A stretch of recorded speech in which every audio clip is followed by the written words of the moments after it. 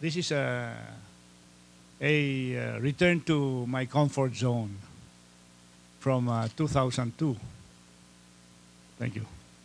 And it's a pleasure to be here with you. Jack Madrid, I think you're awesome.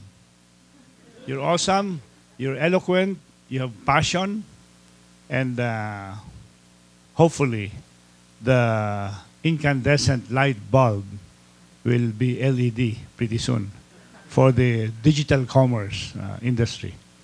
I see a lot of Westerners here, Easterners, of course. I see my friend, Senny Maglaya, whom I used to visit public markets years ago, maybe the late 90s, no? When I was chairman of the Committee on Trade and Industry. And we would go and find out if the measurements of the scale are correct, right, Senny? And we would use carnation milk, I think, which is sure to have that amount of condensed milk, so many grams. That would be our weight measurements. But let me get to my formal speech. I know that we have a lot to look forward to. It's exciting, I admit. I'm a constant user of Amazon.com. Since I have a lot of friends in the US, my daughter is in Boston, Massachusetts, and whenever her birthday comes, or my grandsons, who are also in the Boston area, I have to give them something. I still have to try Sulit.com to get them a car in the US. Where's Sulit.com? That's very, very interesting. Huh? So it's exciting.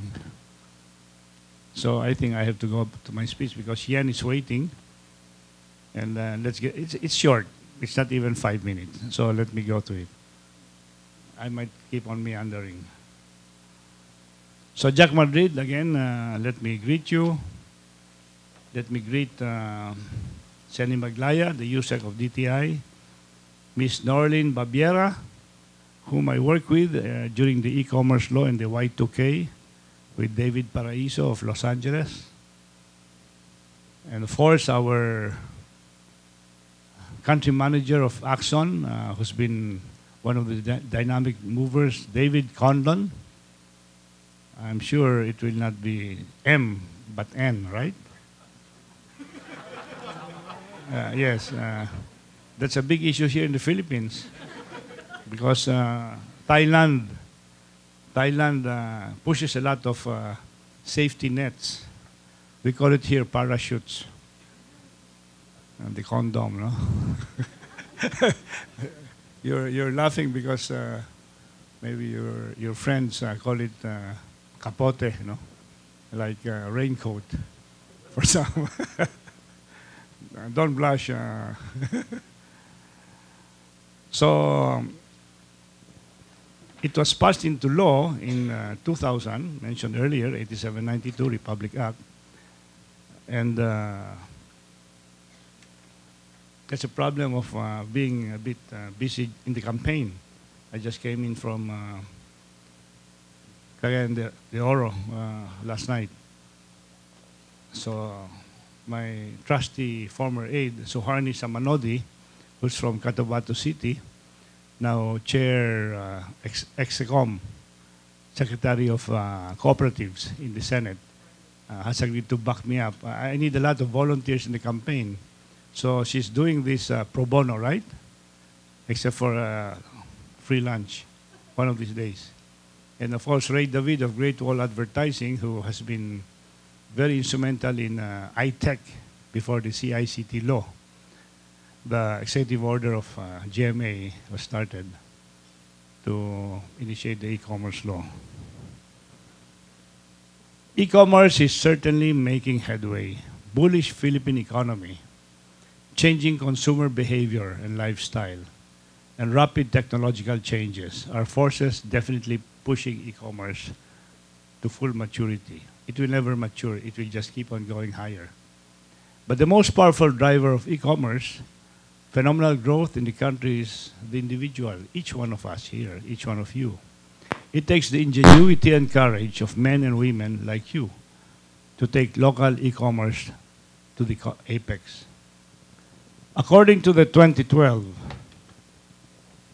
Web Index, the world's first multidimensional measure of the web's growth, utility, and impact on people and nations, we ranked number 7 out of 14 countries in the Asia Pacific and 32nd among 81 countries. There's a lot of room for improvement. For reference, the number 1 on measurements is New Zealand.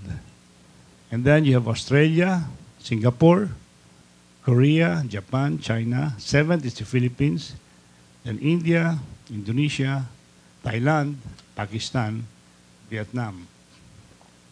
Then you have Nepal and Bangladesh. But certainly, we can improve our number 7 because I think we are next to the New Zealand, Australia, Singapore. We are an English-speaking country, and that's very important in e-commerce. This is like the essence of how our business process outsourcing, BPO, has expanded to almost over 700,000 from less than 10,000 in 10 years ago, right? Because of the English language, the handle of the English language. The score is based on readiness of communications and institutional infrastructure, web use and content, as well as social, economic, and political impact of the web on the country as a whole. For a country that is cruising in the middle lane, estimated e-commerce transactions for the year 2012 amounted to 50 billion. I think this includes airline transactions. Jack mentioned about less than 5 billion, no? On real goods, right? Not so much on services. That's a massive 40% increase, the 50 billion from the previous year. So you have got a quantum increase. Imagine what we can do given the right infrastructure. So you're looking at broadband, right? Broadband, Wi-Fi to the barangay, and other such stuff in broadband internet all over the place. It's interesting to note that while approximately only 15% of Filipino households have a computer, an astounding 99% of the entire Philippine population is covered by mobile cellular networks. I'm surprised because my driver has 2 cell phones, one for Smart and one for Globe, and sometimes, like Mr. Ray David, he has a third one for Sun Cellular, right? Those who know how their economics go for the Sun. But for coverage, I think Smart and Globe are just fighting shoulder to shoulder.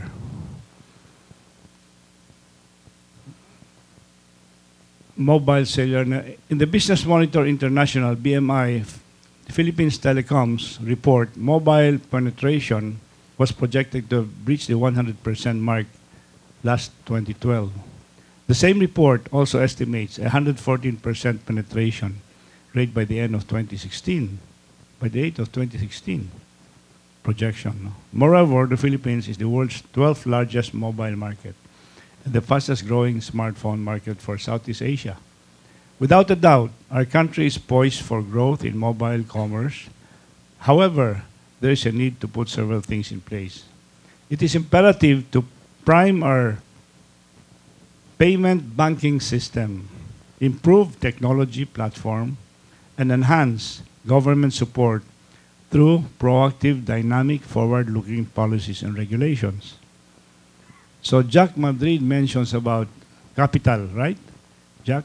We need venture capitalists or even angel capitalists or even funds like what Singapore has, the Temasek, that goes into high technology and all kinds of... I think my adhesive got stuck here. Everything happens to me. Last Friday, I was doing a speech in Bacolod City, and I walked across to the stage. The cable of the video camera had no tape, and I snagged my foot. So I fell forward. That's why I'm limping a bit today. That was 4 years ago, so it happened to me. But I got a lot of mileage. There's a former Senator Magsaysay just snagged his left foot, and hit the ground. So I hit the ground and hit my head and my knees, but that's beside the point. But everything happens to me.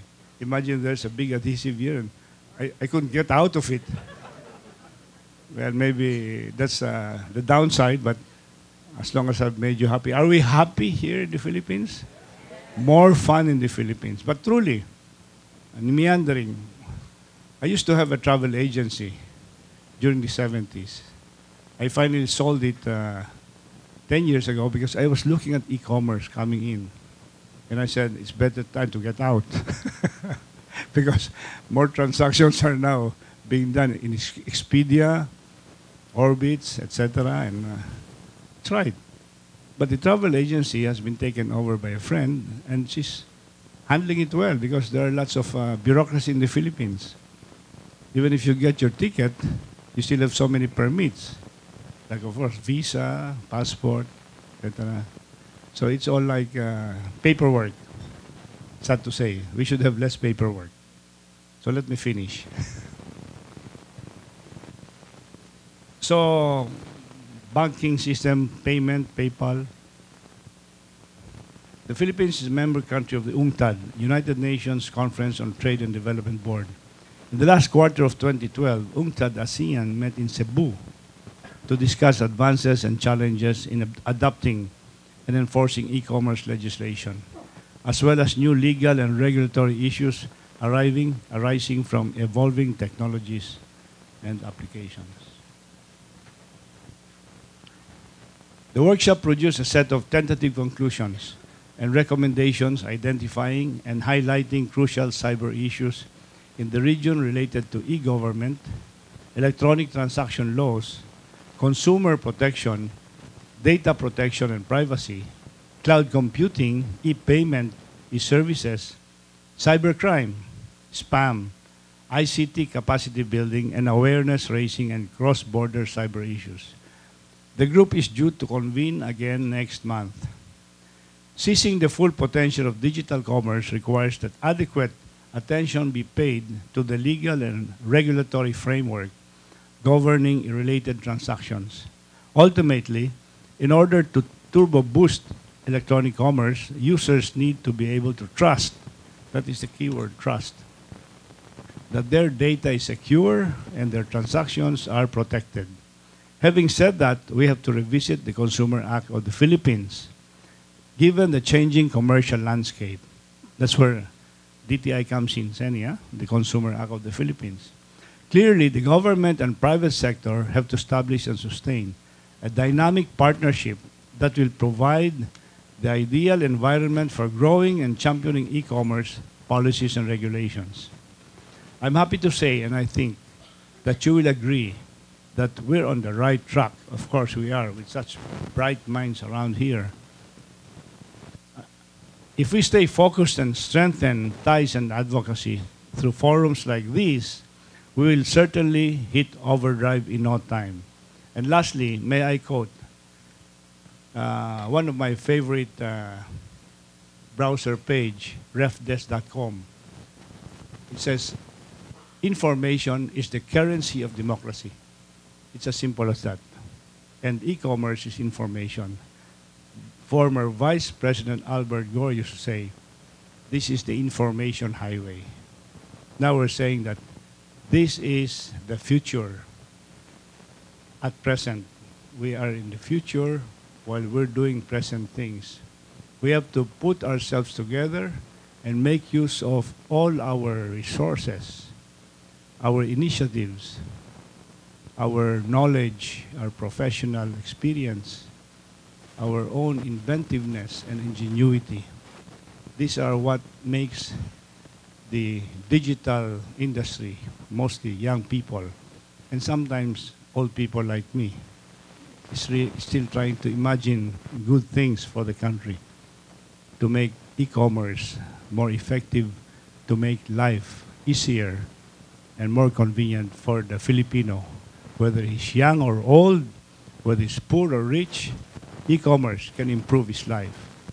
That's why we are committed to more broadband, less expensive broadband, broadband everywhere, and my advocacy, and many of my friends, even the other senators, Senator Sangara, Senator Johnny Flavier before, my co-author of the e-commerce law, and others, past, present, and future, we are committed to make the digital age an age that will enlighten, sharpen, make the Filipino more competitive in a global economy. Thank you. Good morning.